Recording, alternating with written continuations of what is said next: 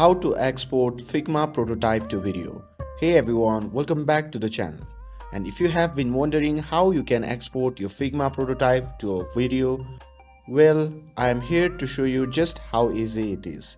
So by following the simple steps, you can even export and prototype in high quality. So without further ado, let's get started. So start by opening your Figma project where you have your prototype ready.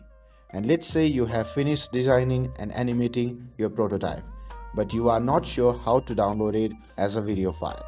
Now, to export your prototype, you will need to install a plugin, and here is how you can do it. Click on the main menu of the Figma, and after that, navigate to the plugins, and from there, select Manage Plugins.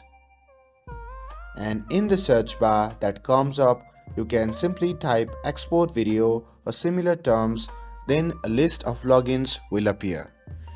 For this, I'll be using a plugin like Scalar Export Video or any other export plugin of your choice. Simply just select it and click Run to activate it. And once the plugin is loaded, it will ask you to select the file you want to export.